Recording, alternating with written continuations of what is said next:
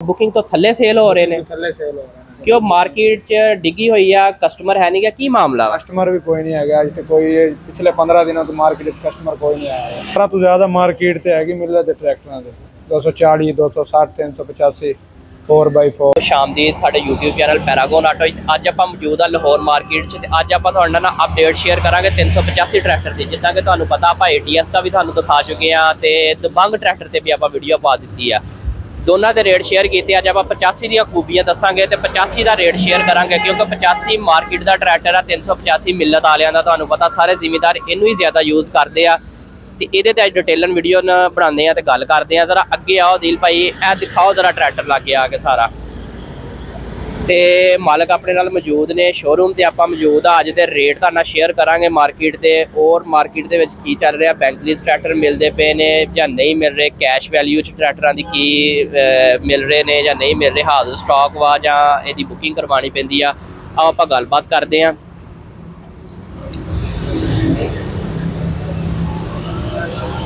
अस्सलाम वालेकुम भाई जी, की हाल ठीक हो जी? अपना एक तारफ करवाओ जरा। मोहम्मद मोइन खान मेरा नाम है जी। खड़े हो जाओ, आज जरा साढ़ा 2 मिनट सानू टाइम दिओ। मोइन साहब आओ जरा इधर, अपन अपडेट करिए लोगों को कि अजकल रेट चल रहे हैं मार्केट के विच। मोइन भाई यह 385 ट्रैक्टर जिहड़ा की प्राइस की चलती पई है? 34,65,000 रुपये बुकिंग है। ठीक है, तो कोई 34,20,000 का सेल हो रहा है मार्केट। 34,20,000 का सेल हो रहा। 34,20,000 बुकिंग कितनी है? बुकिंग है 34,65,000। 34,65,000 तो बुकिंग तो थल्ले सेल हो रहे हैं, थल्ले सेल हो रहे हैं क्यों मार्केट च डिगी हुई है, कस्टमर है नहीं क्या, की मामला? कस्टमर भी कोई नहीं है अज तो कोई पिछले 15 दिनों तो मार्केट कस्टमर कोई नहीं आया। अच्छा, मार्केट के कस्टमर कोई नहीं आ रहा। तो जिमीदार लिए नादर मौका होंदा वा इस टाइम से परचेजिंग करन दा, जो मार्केट च रेट डिग गए होण। बिल्कुल हुण तो मार्केट बिल्कुल डिगी हुई है। बुकिंग रेट तो भी थल्ले ट्रैक्टर जिहड़े आ मिलते पे ने 385। अपने को 385 तो अलावा 260 हाजिर स्टॉक खड़ा वा। 260 है टर्बो खलोता सारे टर्बो दे विच खलोता। आप दोस्तों वो भी दिखाने आ। तो ये दसो भी ये भी अपने को हाजिर स्टॉक आ जिहदी बुकिंग ते मिल रहा है? हाजिर स्टॉक ते मिल रहा है, बुकिंग ते फौरन भाई मिल जांदा है। ਇਹਦੀ प्राइस भी दोस्तों के नाल जरा शेयर कर दो। ਇਹਦੀ ਹੈਗੀ ਕੋਈ 24,50,000। 24,50,000 रुपये की प्राइस आ। अच्छा, एक सानू दसो अज दबंग ट्रैक्टर मार्केट आया, ATS ट्रैक्टर आया, ये बारे दसो, ये उहदे नालों तगड़ा वा, चंगा वा, की इहदियां खूबियां है? सारा तो ज्यादा मार्केट से हैगी मिल रहे ट्रैक्टर 240 260 385 4x4 ज्यादा ट्रैक्टर ये चलते हैं। ये शक कोई नहीं गा, जो ट्रैक्टर 385 आ या मिलत के ट्रैक्टर ने, इन्हों की मार्केट तो तकड़ी आ।